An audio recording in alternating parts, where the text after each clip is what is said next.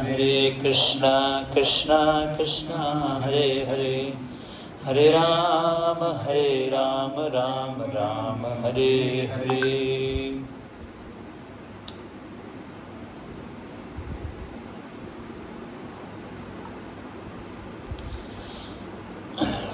तो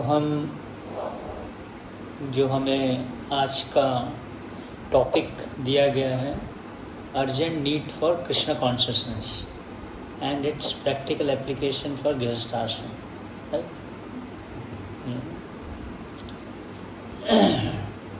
तो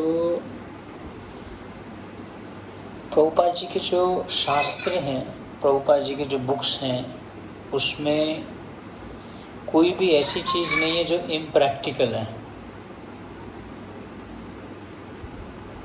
सब कुछ जो है प्रभुपाद जी के बुक्स में प्रैक्टिकल है। I think someone's mic is on. Hare Krishna. आप लोगों का किसी का अगर माइक ऑन है तो उसको बंद कर लीजिए प्लीज़। तो प्रभुपाद जी के बुक्स में कुछ भी इम्प्रैक्टिकल नहीं है, सब कुछ क्या है, प्रैक्टिकल है, पॉसिबल है। पहले हमें इस एजम्पशन से चलना पड़ेगा कि हाँ ये पॉसिबल है। आवाज नहीं आ रही है। मेरा माइक ऑन है क्या? सॉरी मेरा माइक ऑफ था, आई एम वेरी सॉरी। सो अभी आ रहा है आवाज़ सभी को?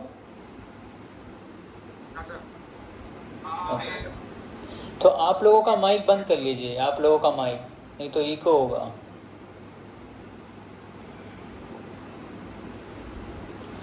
तो आज का जो विषय है, practical need of urgent need of Krishna consciousness and its practical application. Specially गृहस्थ आश्रम के लिए इसका क्या प्रैक्टिकल एप्लीकेशन है, इसके बारे में हम चर्चा करेंगे। तो प्रभुपाद जी की बुक्स में कुछ भी ऐसा नहीं है जो इम्प्रैक्टिकल है। प्रॉब्लम कहाँ है? कोई बता सकता है कि प्रॉब्लम कहाँ है? प्रभुपाद जी के बुक्स में ऐसा कोई भी बात नहीं है जो प्रैक्टिकल नहीं है। सब कुछ प्रैक्टिकल है, लेकिन हमें उसका साक्षात्कार नहीं है। प्रभुपाद जी की जो बुक्स हैं उसका भी हमें साक्षात्कार नहीं है, तो इसलिए हमें प्रैक्टिकल नहीं लगता। कुछ बातें ऐसी बातें, कुछ स्टैंडर्ड्स प्रभुपाद जी बोल देते हैं जो लगता है कि बहुत हाई स्टैंडर्ड्स हैं।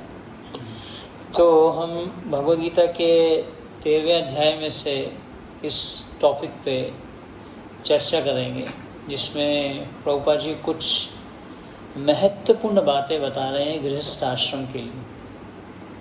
13वें अध्याय का 8 से 12 श्लोक में, जिसमें प्रभुपाद जी एक अलग अलग गुणों के बारे में बता रहे हैं, भगवान अलग अलग गुणों के बारे में बता रहे हैं।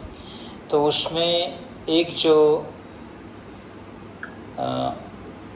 पॉइंट आ रहा है यहाँ पे, वो आ रहा है पुत्र द्वारा गृहादिषु। तो पुत्र द्वारा गृहादिषु, इसका जो शब्दार्थ है उसके बारे में प्रभुपाद जी इसका शब्दार्थ दे रहे हैं। पुत्र मतलब पुत्र, दारा मतलब पत्नी, गृहादेशु मतलब घर। और उससे पहले बता रहे हैं पुत्र दारा गृहादेशु आसक्ति अनभिसंग। आसक्ति बीइंग विदाउट अटैचमेंट, अनभिसंग बीइंग विदाउट एसोसिएशन। तो ये बहुत ही महत्वपूर्ण पॉइंट यहाँ पे प्रभुपाद जी इसकी व्याख्या कर रहे हैं। तो यहाँ पे बता रहे हैं कि इसका मैं परपुट पढ़ता हूँ, फिर हम इस पर चर्चा करेंगे। मैं इंग्लिश में पढ़ूँगा और हिंदी में उसको जो है आप लोगों को उससे चर्चा करेंगे। As for detachment from children, wife and home, it is not meant that one should have no feeling for this। तो प्रभुपाद जी बता रहे हैं कि अनासक्ति क्या है, मतलब अनासक्ति के बारे में बता रहे हैं कि प्रभुपाद जी कह रहे हैं कि बच्चे, पत्नी और घर, इनसे अनासक्ति रहनी चाहिए। लेकिन अनासक्ति का ये अर्थ नहीं है कि उनके प्रति हमारा अफेक्शन, अफेक्शन मतलब स्नेह, स्नेह नहीं होना चाहिए। स्नेह तो होना चाहिए लेकिन आसक्ति नहीं होनी चाहिए। किससे? पुत्र द्वारा गृहादेशु, मतलब पुत्र से, पत्नी से और घर से। एक जीव की जो नेचर है वो क्या है? आसक्त होना। वो कुछ भी करता है मतलब वो आसक्त हो जाता है उससे, है ना। एक भक्त ने बोला आसक्ति आ सकती है लेकिन जा नहीं सकती। तो आसक्ति को जो है आसानी से काटा नहीं जा सकता। आसक्ति हमें अंधा कर देती है। जो आसक्ति होती है, अगर हम किसी भौतिक चीज़ से आसक्त हो जाते हैं, भौतिक वस्तु से आसक्त हो जाते हैं, जैसे हम कथा सुनते हैं भरत महाराज की। भरत महाराज किससे आसक्त हो गए थे? एक सुंदर से हिरण के बच्चे से, क्योंकि अभी जन्म हुआ था और भरत महाराज तो एक राजा थे, तो उनका था कि मैं इसको सुरक्षा प्रदान करूं, क्योंकि नहीं तो इसको शेर जो है आके खा जाएगा। तो वो भरत महाराज जैसे महान राजा, एक्चुअली बताया गया कि जब हमारे पास में भक्तों का संग नहीं होता तो बहुत स्वाभाविक है कि आसक्ति हो ही जाएगी। तो भरत महाराज आसक्त हो गए किससे? एक हिरण के छोटे से सुंदर से बच्चे से भरत महाराज आसक्त हो गए, है ना। तो आजकल पूरी दुनिया एक चीज़ से आसक्त है, वो है मोबाइल फ़ोन। सब लोग उससे आसक्त हैं, है ना। एक भक्त ने बोला कि मोबाइल फ़ोन में प्रॉब्लम नहीं है, प्रॉब्लम है उसके अंदर जो जहर है वो है इंटरनेट, उससे प्रॉब्लम है। तो जो हमारी आसक्ति है, तो यहाँ पे प्रभुपाद जी बता रहे हैं कि बच्चे, पत्नी और घर, पुत्र दारा गृहादेशु, it is not meant that one should have no feeling for this। इसका मतलब ये नहीं है, अनासक्ति मतलब ये नहीं है कि मैं इनके प्रति कोई भी स्नेह का भाव नहीं रखूँगा, मैं तो बिल्कुल अनासक्त रहूँगा इनसे। घर से भी अनासक्त रहूँगा, पत्नी से भी अनासक्त रहूँगा और पुत्र से भी या बच्चों से भी अनासक्त रहूँगा। इसका मतलब ये नहीं है, प्रभुपाद जी बोल रहे हैं, है ना। प्रभुपाद जी बोल रहे हैं कि they are natural objects of affection. बहुत स्वाभाविक है कि इन लोगों के प्रति हमारे को स्नेह का भाव आता है ना। बच्चों के प्रति तो जब हम छोटे छोटे सुंदर बच्चों को देखते हैं, उनके प्रति हमारे हृदय में देखते ही उनके प्रति स्नेह का भाव आ जाता है, एक प्रेम का भाव आता है बच्चों के प्रति। We want to serve them, we want to touch them, थोड़ा उनके साथ हम उनको प्रेम करना चाहते हैं बच्चों के प्रति, तो स्नेह का भाव तो होता ही है। तो प्रभुपाद जी बोल रहे हैं कि ऐसा नहीं है कि इनके प्रति स्नेह का भाव नहीं होना चाहिए। अनासक्ति का मतलब ये नहीं है। हृदय के अंदर में, आप ये हृदय की बात है, इसको दिल से समझिए, हृदय से समझिए कि हृदय के अंदर में पुत्र दारा गृहादेशु, इनके प्रति स्नेह का भाव तो होना ही चाहिए। अनासक्ति का अर्थ ये नहीं है कि स्नेह का भाव नहीं होना चाहिए। तो प्रभुपाद जी बोले वो तो नेचुरली है, लेकिन प्रभुपाद जी आगे बहुत एक स्ट्रॉन्ग स्टेटमेंट बोल रहे हैं, but they are not favourable to spiritual progress, then one should not be attach to them. अगर इनके प्रति अगर आप आसक्त हो और इससे आपकी भक्ति में, प्रगति में बाधा आती है, तो फिर इनसे आसक्त नहीं होना चाहिए। इसका मतलब अगर हमारी भक्ति में बाधा नहीं आ रही और पत्नी बच्चे सभी भक्त हैं, क्या हम उनसे आसक्त हो सकते हैं क्या? इसका मतलब ये है, प्रभुपाद जी तो यही कह रहे हैं कि अगर पत्नी बच्चे भक्त हैं तो इसका मतलब उनसे आसक्त हो जाओ। मतलब इसका मतलब ये भी नहीं है लेकिन ये प्रभुपाद जी बताना चाह रहे हैं कि अगर आपकी भक्ति के अनुकूल नहीं है तो फिर एक्चुअली में किसी भी वस्तु के प्रति जो भक्ति के प्रति अनुकूल नहीं है उससे आसक्त नहीं होना चाहिए। कोई भी वस्तु, कोई भी व्यक्ति, है ना। अनुकूलस्य संकल्प प्रतिकूलस्य वर्जनम। अनुकूल, भक्ति के जो अनुकूल है उन चीज़ों को हमें क्या करना चाहिए? स्वीकार करना चाहिए। प्रतिकूलस्य वर्जनम, ऐसी वस्तुओं का त्याग करना चाहिए जो भक्ति के लिए अनुकूल नहीं है ना। तो ऐसी बहुत सारी वस्तुएं हैं जिसको हम स्वीकार कर लेते हैं, जो भक्ति के लिए किसी का संग है, पता है इस व्यक्ति का संग करेंगे तो भक्ति के लिए अनुकूल नहीं है, फिर भी हम संग करते हैं, है ना। तो इसलिए यहाँ पर प्रभुपाद जी बता रहे हैं कि but when they are not favorable to spiritual progress, then one should not be attached to them. तो उनसे आसक्त नहीं होना चाहिए। किनसे आसक्त नहीं होना चाहिए?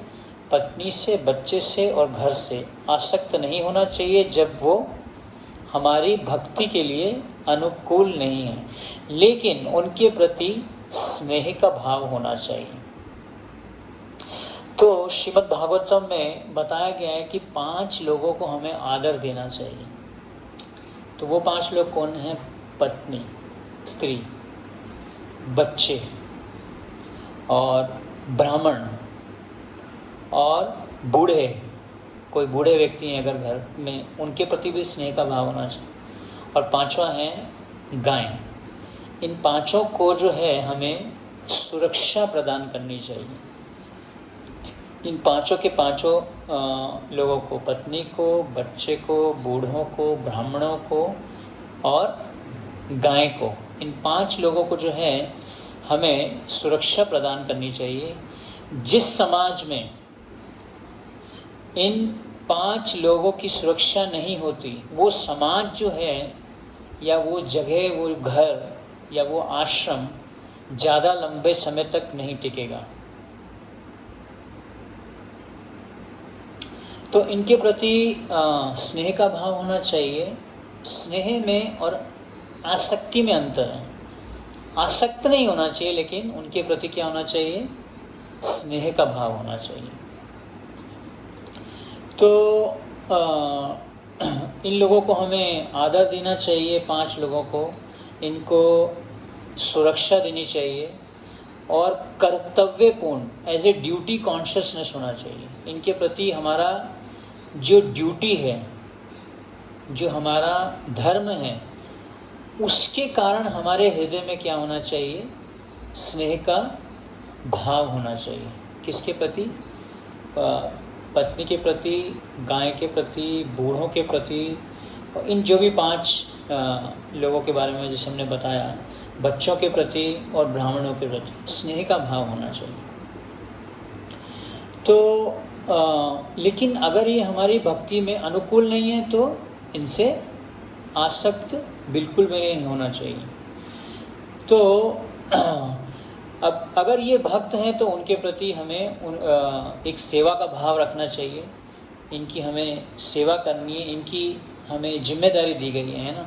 गुरु न सस्यात्, पति न सस्यात्, पिता न सस्यात्, माता न सस्यात्, है ना।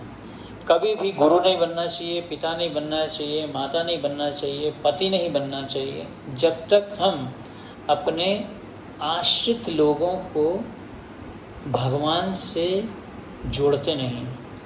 जितने भी हमारे आश्रित लोग हैं, चाहे वो पत्नी है, चाहे वो बच्चा है, उनको और गुरु के लिए जो उनके शिष्य हैं, उनकी जिम्मेदारी है। ये एक जिम्मेदारी है ना।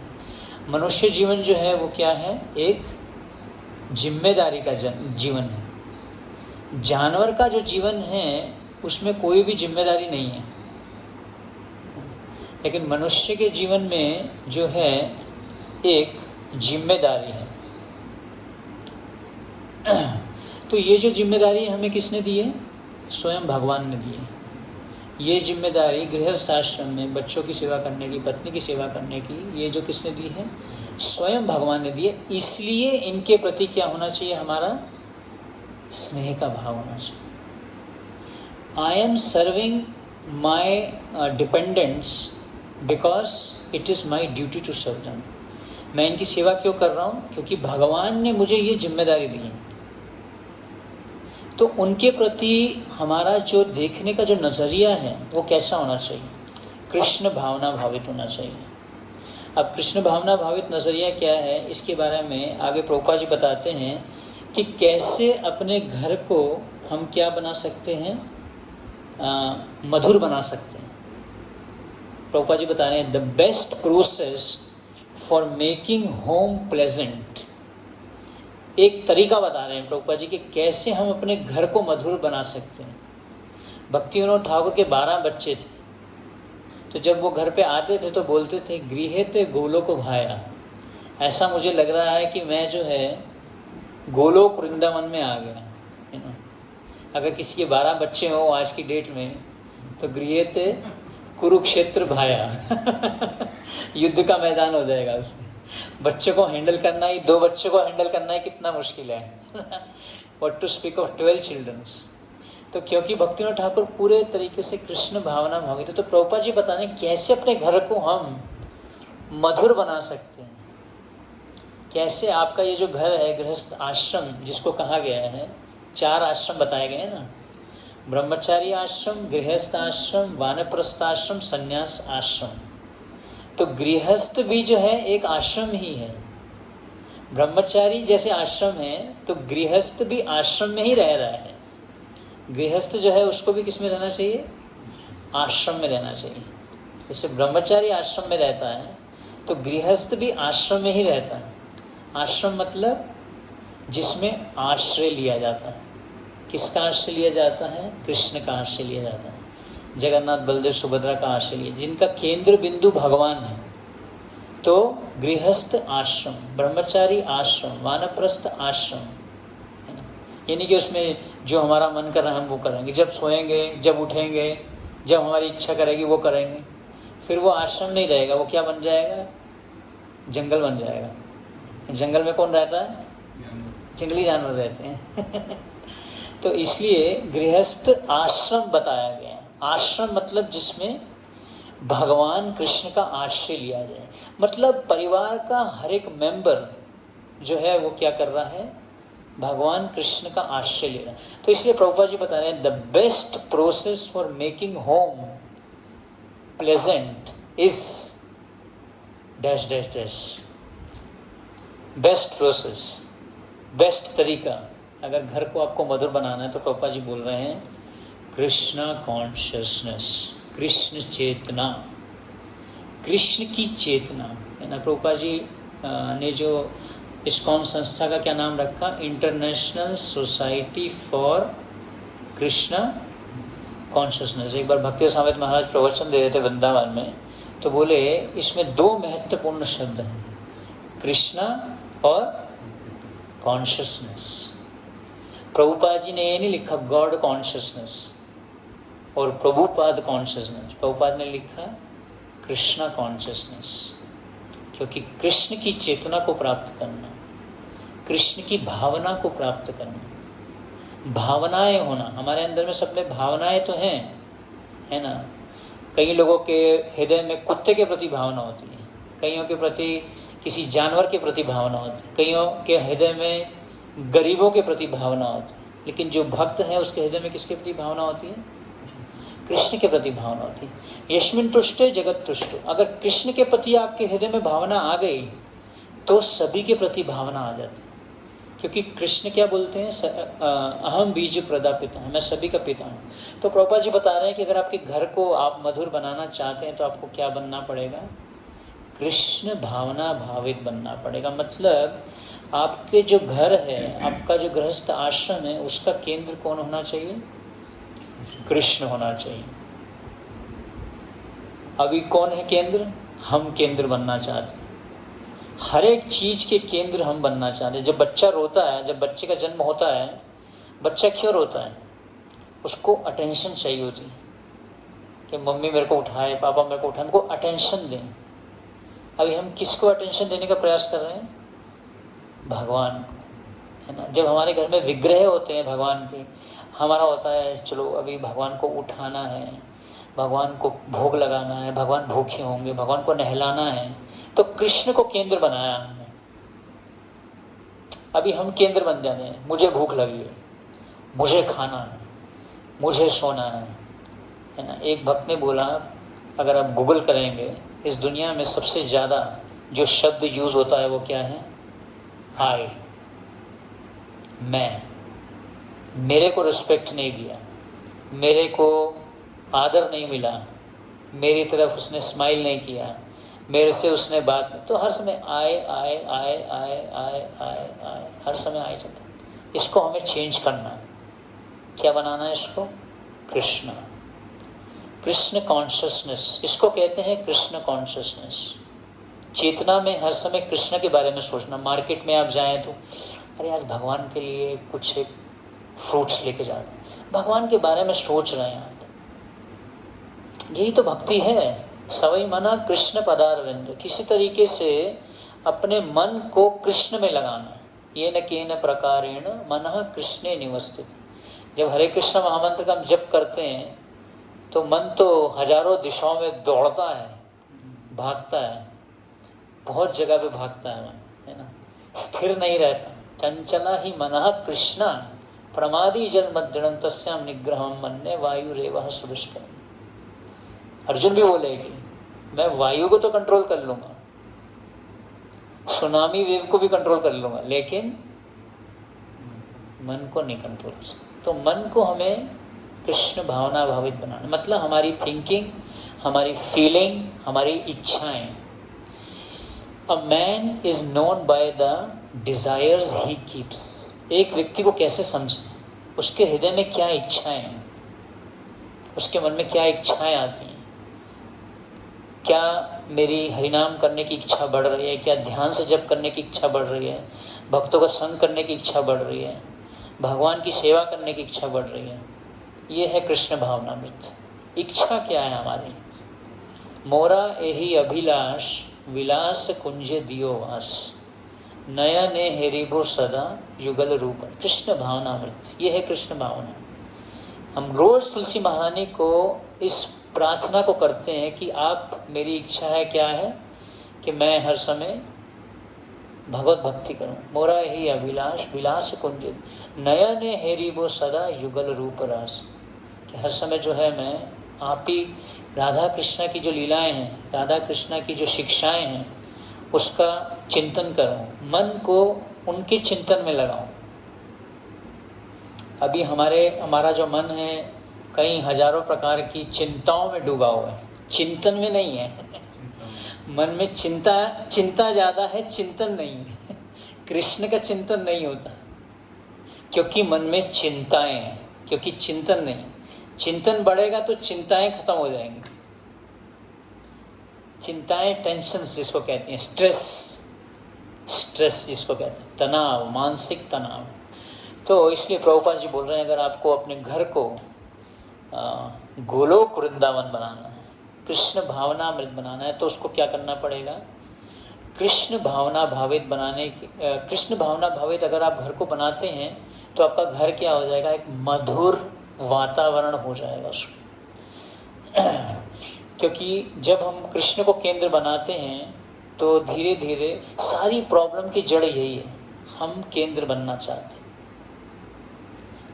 सारी प्रॉब्लम दुनिया में जो भी प्रॉब्लम होती है वो इसी कारण से होती है कि मैं केंद्र बनना चाहता हूँ, है ना। जब हम कहीं जाते तो हम सबसे पहले सेल्फी लेते हैं, आई वॉन्ट टू बी, और या कभी अब 50 लोगों का आपने फ़ोटो खींचा, उसमें सबसे पहले देखेंगे कि मेरा फ़ोटो कहाँ है। मैं कहाँ हूँ, मैं कैसा लग रहा हूँ, है ना। तो हम केंद्र में होना चाहते हैं, तो इसलिए ये प्रॉब्लम है। तो अगर आपको घर को मधुर बनाना है तो हमें क्या करना पड़ेगा? घर को मधुर बनाने के लिए कृष्ण भावना भावित होना पड़ेगा। तो इसलिए जो भक्त हैं वो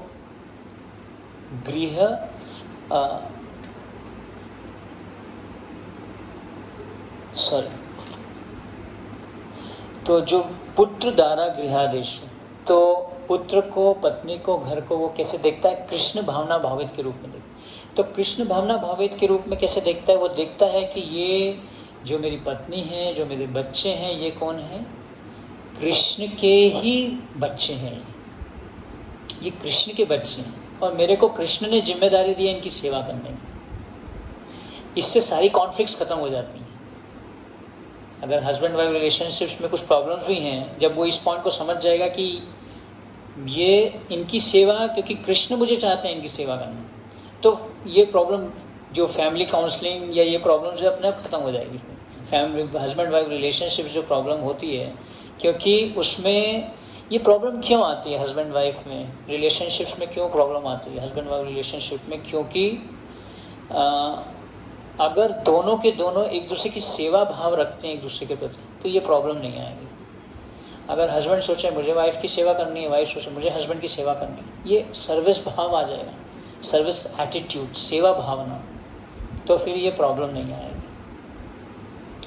तो इसलिए वो समझता है, एक भक्त समझता है कृष्ण चेतना से, ये समझता है कि ये जो बच्चे हैं, जो पत्नी है, जो मेरा घर है, ये क्या है? कृष्ण का है, मैं भी कृष्ण का हूँ। It's taught okay. तो जब ये समझता है कि कृष्ण के हैं, कृष्ण के बच्चे हैं, इस चेतना में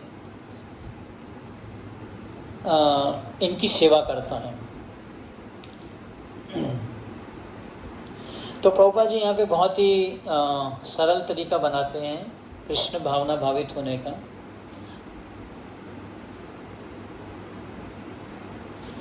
तो प्रभुपाद जी बोलते हैं अगर आपको कृष्ण भावना भावित होना है तो आपको क्या करना पड़ेगा? 4 चीज़ें प्रभुपाद जी परपोर्ट में बता रहे हैं। तो अभी प्रश्न उठता है कि कृष्ण भावना को कैसे प्राप्त किया जाए? तो उसके लिए प्रभुपाद जी हमें 4 चीज़ों को बता रहे हैं। ये 4 चीज़ें जिस घर में भी होंगी वो घर क्या हो जाएगा? कृष्ण भावना भावित हो जाएगा। और प्रभुपाद जी बोलते हैं हर एक भक्त को अपने परिवार वालों को इन 4 चीज़ों में ट्रेनिंग देनी चाहिए, प्रशिक्षण देना चाहिए। ये 4 चीज़ों में अगर वो प्रशिक्षित हो जाएंगे तो धीरे धीरे उनको क्या प्राप्त हो जाएगा? कृष्ण भावना प्राप्त हो जाएगी। Sorry, you have sent? या you have sent me again same link? Same link only. I thought it will be new one. तो प्रभुपाद जी बता रहे हैं कि 4 चीज़ें अगर हम ये करेंगे तो हमें क्या प्राप्त हो जाएगा? कृष्ण भावना प्राप्त हो जाएगी। कृष्ण भावना प्राप्त हो जाएगी तो हमारा जो घर है वो क्या बन जाएगा? बहुत ही मधुर हमारे संबंध हो जाएंगे। घर, गृहस्थ आश्रम जो है बहुत ही मधुर हो जाएगा।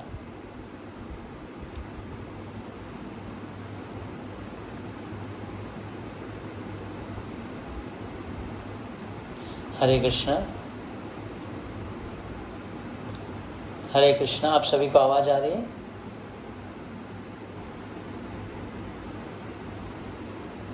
आवाज आ रही है सभी को? Hare Krishna. Am I Audible?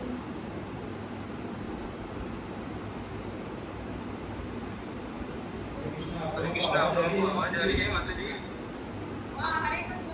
आ रही है, ठीक है, आ रही है।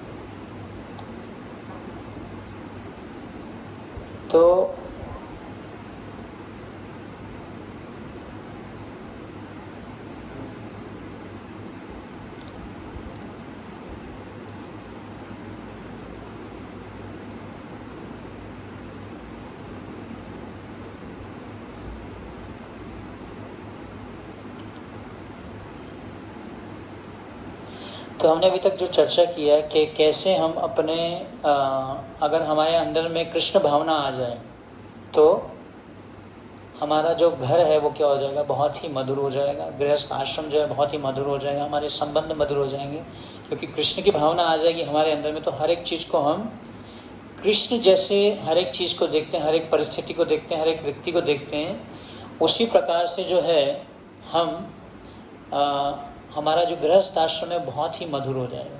तो कृष्ण भावना के लिए प्रभुपाद जी हमें 4 चीज़ें यहाँ पे बता रहे हैं करने के लिए। अगर हम ये 4 चीज़ें करते हैं तो हम कृष्ण भावना को प्राप्त कर सकते हैं। तो प्रभुपाद जी बोले the best process for making home pleasant is Krishna consciousness. और प्रभुपाद जी बता रहे हैं कि अगर हम कृष्ण चेतना को प्राप्त करना चाहते हैं और सुखी रहना चाहते हैं तो पहली चीज़ प्रभुपाद जी बता रहे हैं, हमें रोज हरे कृष्णा कृष्णा कृष्णा हरे हरे, हरे राम राम राम हरे हरे, हरे कृष्णा महामंत्र का जप करना है। दूसरी चीज़ प्रभुपाद जी बता रहे हैं, कृष्ण का प्रसाद ग्रहण करना है। तीसरा प्रभुपाद जी बता रहे हैं, भगवद गीता जैसी पुस्तकों पर चर्चा करनी है। और चौथा प्रभुपाद जी बता रहे हैं, श्री विग्रह की सेवा करनी है। तो ये चार चीज़ें, अगर हम ये चार चीज़ें ना बहुत ही सरल लगती हैं, लेकिन हम इनको बहुत ही सस्ता ले लेते हैं। वी बिकम फैमिलियर, क्योंकि हम रोज हरे कृष्ण महामंत्र का जप करते हैं, रोज प्रसाद ग्रहण करते हैं, रोज भगवान के जो भगवद गीता या भागवतम सुनते हैं, लेकिन हमारे अंदर में क्या आ जाता है, फैमिलियरिटी। हम इसको बहुत ही सरल ले लेते हैं, सस्ता ले लेते हैं। Familiarity breeds contempt. ये बताया गया है कि अगर हम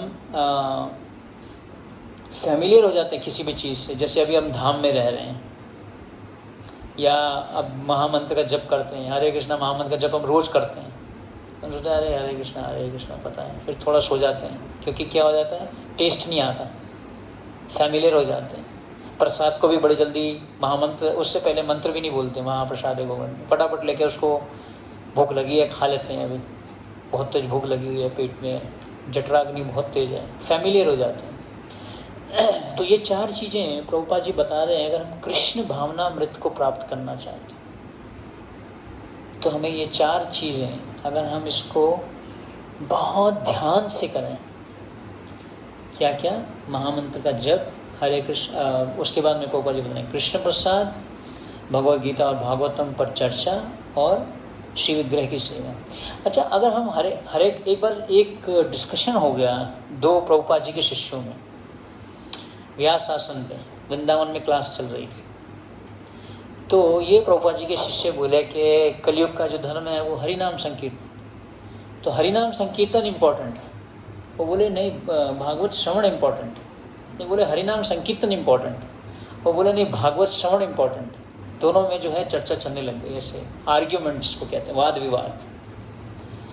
तो अब मैं भी सोच रहा था, नहीं मैं भी वहाँ बैठा हुआ था, तो मैं मन में सोच रहा था, मैं तो कुछ कमेंट नहीं किया, भाई दो महान व्यक्ति अगर कोई चर्चा कर रहे हैं, मैं तो उसमें कुछ नहीं बोल सकता। तो मैं उस पर सोच रहा था कि क्या इम्पोर्टेंट है, हरिनाम इम्पोर्टेंट है या श्रवण इम्पोर्टेंट। तो एक प्रभुपाद जी के और शिष्य हैं, उन्होंने बताया कि महामंत्र का जप करने के लिए पहले आपको किसी ने बताया, किसी ने बोला ना महामंत्र का जप करने के लिए, तभी तो आपने किया। तो आपने पहले क्या किया, श्रवण किया पहले। तो यहाँ पे प्रभुपाद जी जो चार चीज़ें बता रहे हैं, इसको कहते हैं फाउंडेशन ऑफ डिवोशनल सर्विस, भक्ति की नींव। अगर आपकी भक्ति की नींव स्ट्रांग नहीं है तो बिल्डिंग गिर जाएगी। प्रभुपाद जी बोलते हैं कम टू बेसिक्स। हमारे जो बेसिक्स हैं उसको हमें हर समय स्ट्रांग रखना चाहिए। बेसिक्स में हमें कभी भी कॉम्प्रोमाइज़ नहीं करना चाहिए, है ना। हम किस में कॉम्प्रोमाइज़ करते हैं, माला में, महामंत्र की जो माला है, हाँ बाद में कर लेंगे, थोड़ी देर में उठ जाएंगे, अभी उठ जाते हैं, अलार्म बजता जा रहा है, स्नूज़ होता रहता है, स्नूज़, है ना। हर 5 मिनट के बाद में जो है स्नूज़ कर देते हैं हम, सुबह मंगल आरती के लिए नहीं उठते हैं। और हरि नाम का जब भी, इसके लिए एक्चुअली में हमारा स्टडी एक टाइम फिक्स होना चाहिए कि इस टाइम से लेके इस टाइम तक हम रोज़ जपा करेंगे। जैसे आजकल लोग बहुत सारे जूम ऐप्स वगैरह यूज़ कर रहे हैं एसोसिएशन के लिए, एक अच्छा तरीका एटलीस्ट एक हमारा रेगुलेशन आ जाता है इससे कि हाँ भाई इतने बजे जो है हम रोज़ ऑनलाइन आके अपना वीडियो ऑन करके जप करेंगे। तो प्रभुपाद जी बता रहे हैं कि कैसे हम कृष्ण भावनामृत को प्राप्त कर सकते हैं। हम यहाँ पे कृष्ण भावनामृत को प्राप्त करने आए हैं, सिर्फ प्रसाद पाने नहीं आए सिर्फ मीठा प्रसाद लेने नहीं आए या गुलाब जामुन खाने नहीं आए। हम यहाँ पे कृष्ण भावनामृत को प्राप्त करना चाहते हैं, जिसमें हमारा चिंतन कृष्ण में लगे। तो उसके लिए प्रभुपाद जी ये 4 चीज़ें बताना है, महामंत्र का जप, प्रसाद और भगवद गीता और भागवतम पर चर्चा और श्री विग्रह की सेवा। तो ये चारों चीज़ें जो हैं प्रभुपाद जी एक ऑर्डर में दे रहे हैं। सबसे पहले महामंत्र का जप, दूसरा प्रसाद, तीसरा भागवत श्रवण, चौथा श्री विग्रह की सेवा। तो अगर जिसका श्रवण अच्छा नहीं है उसका नाम जप अच्छा नहीं होगा। जो व्यक्ति ध्यान से श्रवण नहीं करेगा वो हरिनाम का जप भी ठीक से नहीं करेगा। तो भक्ति सिद्धांत स्वामी ठाकुर प्रभुपाद जी का गुणगान करे एक दिन कि this boy likes to hear, ये जो बालक है ये बहुत ध्यान से सुनता है। क्योंकि ये ध्यान से सुनता है इसलिए ये ध्यान से प्रवचन भी करेगा, क्योंकि ये ध्यान से सुनता है, प्रेम से सुनता है। तो इसलिए जो भागवत श्रवण है ये हमारे लिए बहुत महत्वपूर्ण है। जब हम कहते हैं कि हमें भक्तों का संग चाहिए, भक्तों का संग मतलब क्या, उसमें हमें क्या करना चाहिए, भक्तों से हरि कथा का श्रवण करना चाहिए। कभी कभी लोग धाम में जाते हैं, इधर उधर मतलब दर्शन करते हैं, घूमते हैं, लेकिन अल्टीमेट क्या है, धाम में जाने का उद्देश्य है भक्तों से श्रवण करना, हरि नाम का ज़्यादा से ज़्यादा जप करना। तो ये ज़्यादा महत्वपूर्ण है। तो इसलिए प्रभुपाद जी हमें ये चार चीज़ें बता रहे हैं कि अगर हम भक्ति में प्रगति करना चाहते हैं या कृष्ण चेतना में प्रगति करना चाहते हैं, अभी हमारी चेतना दूषित है। विषय छड़िया कबे शुद्ध हो बेमाना, कबे हम हेराबो श्री वृंदावन।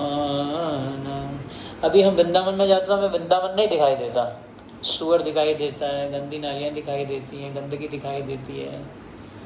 अभी हमारी भावना वैसी नहीं है वृंदावन में। क्यों? हमारे अंदर में बहुत ज़्यादा क्या भरा हुआ है, विषय वस्तु भरी हुई है, इंद्रिय तृप्ति का भाव भरा हुआ है, एंजॉइंग मेंटालिटी भरी हुई है, भोग करने की भावना बहुत ज़्यादा है हमारे अंदर।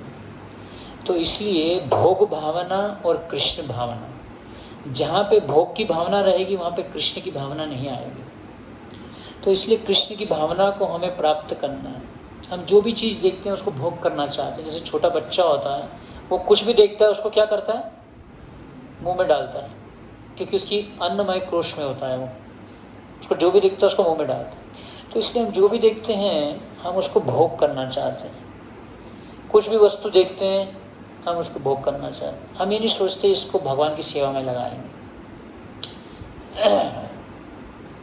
तो इसलिए जो भक्त है वो कृष्ण भावना को प्राप्त करना चाहता है, और कृष्ण भावना को प्राप्त करने के ये चार चीज़ें, चार अस्त्र प्रभुपाद जी हमें दे रहे हैं। ये सबसे शक्तिशाली अस्त्र हैं, है ना। अभी कृष्ण जन्माष्टमी आ रही है, तो कृष्ण ने बहुत सारे राक्षसों को मारा वृंदावन में। तो हमारे अंदर में भी बहुत सारे राक्षस हैं, काम, क्रोध, लोभ, मोह, मद, मत्सर्य। ये कोरोना से भी बड़े राक्षस हैं। अभी हम सोच रहे हैं कि कोरोना जो है बहुत बड़ी प्रॉब्लम है दुनिया में। सबसे बड़ी प्रॉब्लम ये है, काम, क्रोध, लोभ, मद, मत्सर्य। कोरोना एक बहुत बड़ी प्रॉब्लम नहीं है, छोटी सी प्रॉब्लम है, छोटा सा एक वायरस है।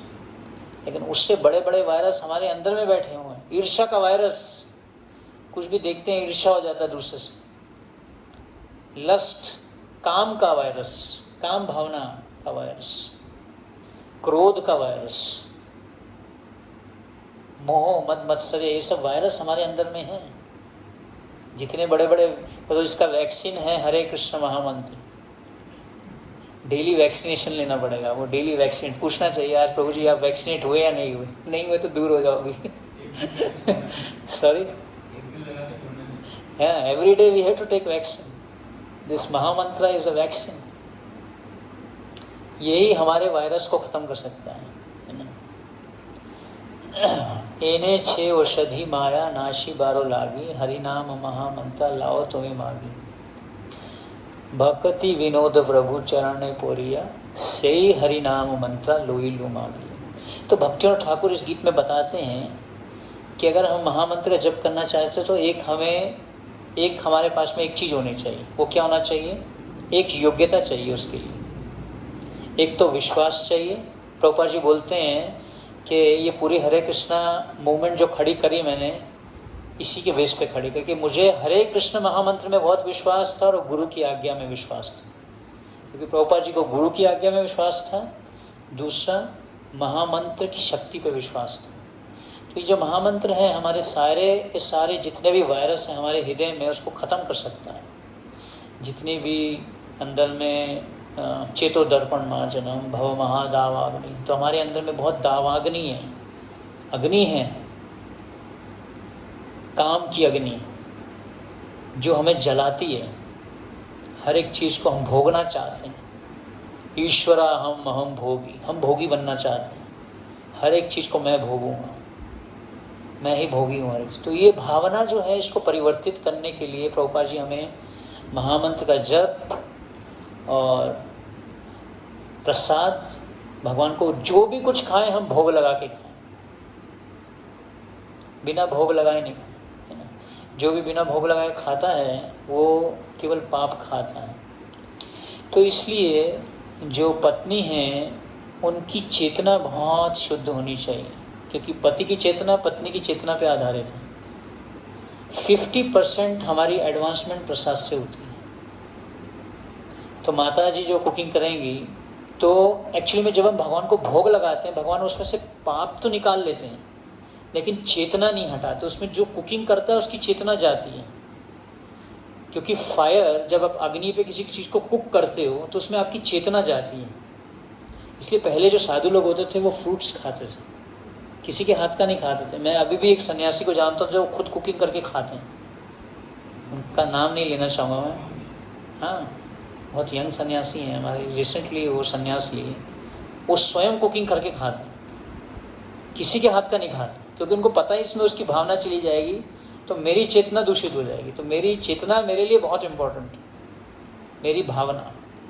अगर मेरी चेतना दूषित हो गई तो मेरे अंदर में जो लोग हैं नीचे उन सबकी चेतना दूषित हो गई। तो इसलिए भगवान को बहुत, तो इसलिए कुकिंग जो है बहुत अच्छे से करना चाहिए, बहुत प्रेम से। और भगवान को जो भोग है वो भी बहुत प्रेम से लगाना चाहिए। भगवान तो हमारे भोग को तो खाना, हम क्या भगवान को भोग खिलाएंगे, लेकिन भगवान को हम प्रार्थना करते हैं कि मैं एक तुच्छ जीव आपको ये भोग दे रहा हूँ, आप प्लीज़ इसको एक्सेप्ट करिए। तो भगवान भगवद गीता में बताते हैं अश्नामि अहम, आप मुझे जो भी देते हो मैं उसको खाता हूँ। तो जब आपको भोग मिलता है उसके बाद में उसमें भगवान का सलाइवा चला जाता है, और जब आप उसको खाते हैं तो आपकी भावना, आपकी चेतना कृष्ण चेतना बनती है।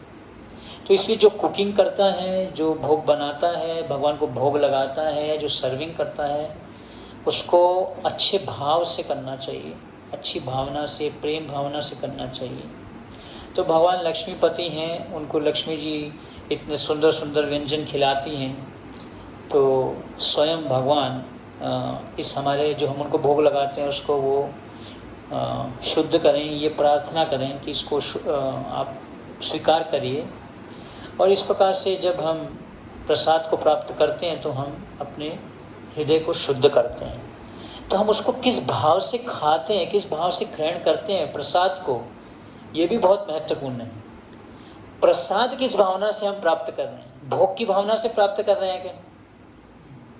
इंद्रिय तृप्ति की भावना से प्राप्त कर रहे हैं? अच्छा आज तो बहुत बढ़िया पूड़ी छोले और गुलाब जामुन स्वीट राइस बढ़िया बना है, आज तो मज़ा आ जाएगा। किस भावना से हम उसको प्राप्त कर रहे हैं? भोग की भावना से नहीं लेना चाहिए उसको, प्रसाद की भावना से। कृपा है ये, कृपा भगवान की कृपा है, अभी हमें कृपा प्राप्त हो रही है। ये भावना बहुत जरूरी है। आप जब प्रसाद लेते हैं तो अगर आप उसको बस इसलिए कि भूख लगी हुई है पेट में तो बहुत अग्नि बढ़ गई अभी, फटाफट उसको जो है खा लो, ख़त्म करो उसको जल्दी से जल्दी, जितना जल्दी हो सके, तो फिर हमें शुद्धिकरण नहीं होगा। तो प्रसाद पाने से भी हम शुद्धिकरण प्राप्त कर सकते हैं, हरि नाम का जप करने से भी हमें बहुत सारा शुद्धिकरण प्राप्त हो सकता है, लेकिन हमें इसको एक एक्सक्लूसिव अटेंशन देनी पड़ेगी। मैंने देखा है कभी कभी यहाँ पे भक्त लोग जो हैं साइकिल पे जाते हुए माला पे जप भी करते रहते हैं। अच्छा है, एक्स्ट्रा जपा होना चाहिए, लेकिन हमारा जो मेन जपा है वो एक डायरेक्ट कृष्णा और मेरे बीच में एक रेसिप्रोकेशन चल रहा है। उसके बीच में ना फ़ोन होना चाहिए ना कुछ होना चाहिए। हरे कृष्णा महामंत्र का जप करते हुए मैं और कृष्ण, अभी मेरा पर्सनल मीटिंग है भगवान से, कृष्णा से, उस टाइम में ऐसा होना चाहिए। उस टाइम में और कुछ नहीं चलना चाहिए। तो महामंत्र का जप करते समय हमें एक ही बात याद रखनी, एक पॉइंट अगर हम पकड़ लेंगे ये वाला आज महामंत्र का जप करते समय, तो हमारा जपा बहुत इम्प्रूव हो सकता है। अपने जप को हम बहुत अच्छे से इम्प्रूव कर सकते हैं। नाम जप को, वो क्या है, प्रयास करना है कि हम महामंत्र को क्लियर बोलें और उसको ध्यान से सुनने का प्रयास करें। हरे कृष्ण कृष्ण कृष्ण हरे हरे, हरे राम राम राम हरे हरे, हरे कृष्ण कृष्ण कृष्ण हरे हरे, हरे राम राम राम हरे। महामंत्र को सुनना है, प्रयास करिए उसको सुनने का बस। प्रभुपाद जी बोलते हैं जस्ट हियर, इसमें हमें कुछ ज़्यादा दिमाग नहीं लगाना, हमें सिर्फ महामंत्र को अटेंटिवली सुनने का प्रयास करना है बस। इतना अगर आप करेंगे और प्रसाद लेंगे, भागवत और भगवद गीता का प्रवचन सुनेंगे और श्री विग्रह की सेवा, ये 4 चीज़ें गृहस्थ आश्रम के लिए बताई गई हैं। एक्चुअली 3 और प्रिंसिपल्स हैं जो भगवान कृष्ण 16वें अध्याय में बता रहे हैं, जो मैं अगली बार अगर मैं आऊँगा तो मैं भी कभी और टाइम में चर्चा करूँगा। 3 प्रिंसिपल्स फॉर गृहस्थस, वो बताते हैं भगवान। और ये जो 4 सिद्धांत हैं ये प्रभुपाद जी बता रहे हैं अपने परपोर्ट में गृहस्थ आश्रम के लिए स्पेसिफिकली, कि हरे कृष्ण महामंत्र का जप करना, प्रसाद को पाना और शिव विग्रह की सेवा करना और भगवद गीता और भागवतम के प्रवचन को सुनना। ये चारों चीज़ों को अगर हम करते हैं तो धीरे धीरे हमें क्या प्राप्त होगा, कृष्ण भावना। धीरे धीरे हम कृष्ण भावना भावित हो जाएंगे।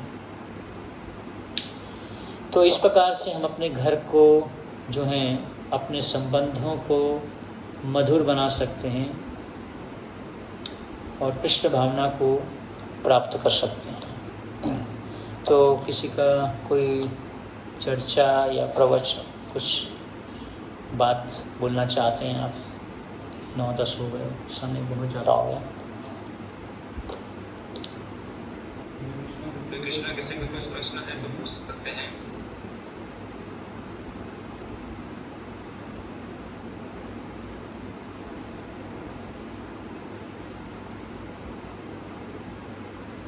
तो हम लोग बहुत बड़ी बड़ी बातें तो करते हैं जीवन में कि हम सिद्धांत पर चर्चा करते हैं, हम लीलाओं का श्रवण करते हैं, लेकिन कह रहे हैं जो इनकी जो बेसिक्स हैं हम वही पालन नहीं करते। तो आज का जो प्रवचन था प्रभु जी का, बैक टू बेसिक्स, हम सबके लिए कितना महत्वपूर्ण है इस बात पर चिंतन करना आवश्यक है। बड़ी बड़ी बातें अपनी जगह पर, शांत फिलोसफी अपनी जगह पर, लेकिन हमारा खुद की साधना अगर स्ट्रॉन्ग नहीं है तो सब फिर जीरो। तो अगर किसी का कोई प्रश्न है तो ये प्रभु जी से आपको डायरेक्टली कनेक्ट करने का मौका मिल रहा है, इसका लाभ उठाइए, क्योंकि इस प्रकार का जो वार्तालाप करने का मौका मनुष्य जीवन में कभी कभी मिलता है और ये अवसर है, तो आप लोग इसका लाभ उठाइए। कोई भी किसी भी प्रकार का प्रश्न 5-10 मिनट के लिए हम लोग और सेशन कंटिन्यू करेंगे, हम लोग पूछ सकते हैं।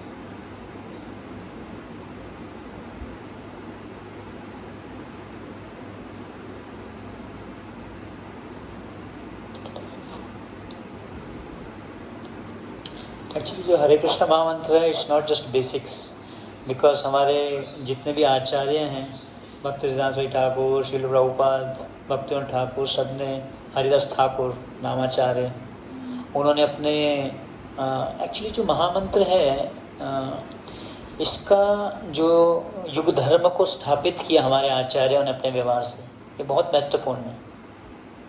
इसलिए हम यहाँ पे इतने आचार्यों के समाधि और वो सब हैं, उनको प्रार्थना करना चाहिए कि हमें महामंत्र का जप करने के लिए शक्ति प्रदान करें, क्योंकि हमारे जितने भी आचार्य हैं उन्होंने अपने व्यवहार से दिखाया कि महामंत्र जो है सबसे महत्वपूर्ण है। और दूसरा, प्रभुपाद जी ने अपने व्यवहार से एक चीज़ बहुत स्ट्रांगली दिखाई, वो है कि रोज़ प्रभुपाद जी ट्रांसलेशन करते थे 1 बजे रात को उठ के अपनी बुक्स को। तो मैं कल कुछ जयपताका महाराज के शिष्यों से बात कर रहा था, तो बता रहे थे कि महाराज इस पे बहुत स्ट्रांग है। वो बोलते हैं कि हर एक भक्त को प्रभुपाद जी के शास्त्रों का अध्ययन करना चाहिए, क्योंकि प्रभुपाद जी जिसके लिए आए हम वो नहीं करते और सेवाओं में घुस जाते हैं। सेवाएं बहुत करते हैं, लेकिन सबसे महत्वपूर्ण सेवा प्रभुपाद जी इसलिए सुबह सुबह कर लेते थे, सबसे पहले उठ के। अगर कोई बोलता है कि मुझे टाइम नहीं मिलता नाम जप करने का या बुक्स पढ़ने का, तो मैं आपको आज एक बहुत ही महत्वपूर्ण चीज़ बताता हूँ कैसे इसको कर सकते हैं। इसके लिए आप अगर थोड़े से डिटर्मिनेशन कर लें, जल्दी सो जाएं बस। अगर आप जल्दी सो जाएंगे तो जल्दी उठ जाएंगे। जल्दी उठ जाएंगे तो सुबह में आप रोज आधा घंटा प्रभुपाद का बुक्स भी पढ़ सकते हैं, 16 माला भी कर सकते हैं। और मैं ऐसे कई भक्तों को जानता हूँ जो मंगल आरती से पहले 16 माला कर लेते हैं। ऐसे भी कई भक्त हैं, वो वर्किंग डिवोटीज सुबह में ही 16 माला भी कर लेते हैं, प्रभुपाद के ग्रंथ भी पढ़ते हैं, कथा भी सुनते हैं, क्लास भी सुनते हैं। तो प्रभुपाद जी ने रोज, मतलब ये दो महत्वपूर्ण चीज़ें जो प्रभुपाद जी ने दी हैं, कली काले नाम रूपे कृष्णावतार हरि नाम, और दूसरा जो भागवत श्रवण है, जो प्रभुपाद जी के जो ग्रंथ हैं, प्रभुपाद जी ने रोज सुबह उठ के रोज ये इसको कहीं पे भी मिस नहीं किया। कहीं पे भी प्रभुपाद जी गए, उन्होंने अपनी ट्रांसलेशन को मिस नहीं किया। रोज आचार्य की बुक्स खोल के उसको ट्रांसलेट करना, उसको लिखना, उसको पढ़ना।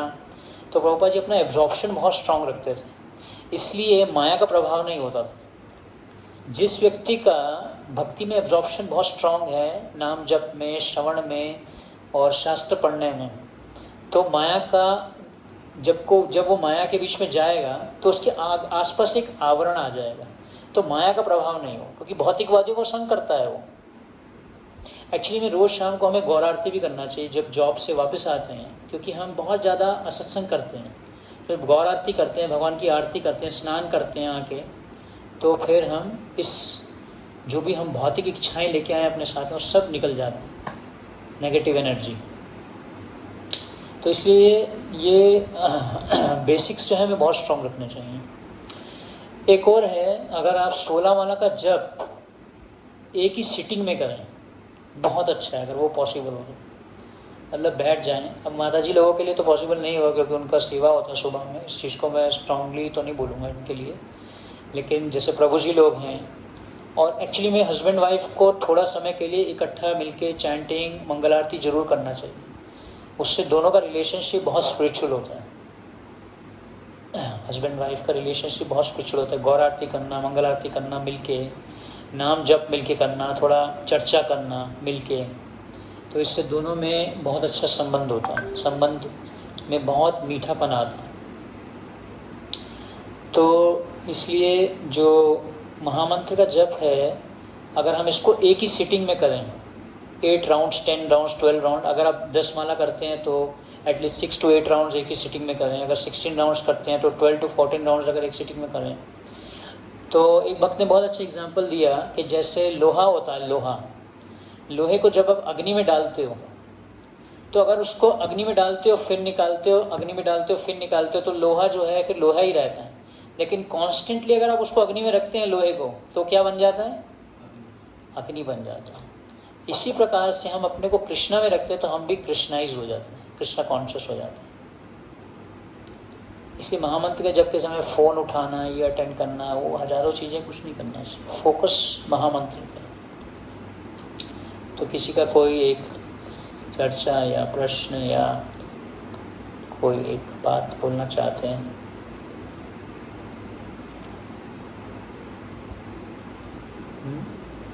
और विल स्टॉप हियर। हाँ, यस, कोई तो बोल रहे हैं। हरे कृष्णा, धन्यवाद। हाँ, हरे कृष्णा। मुझे ये जानना था कि आपका कोई ऐसा एक्सपीरियंस जब आपने भगवान को महसूस किया हो, या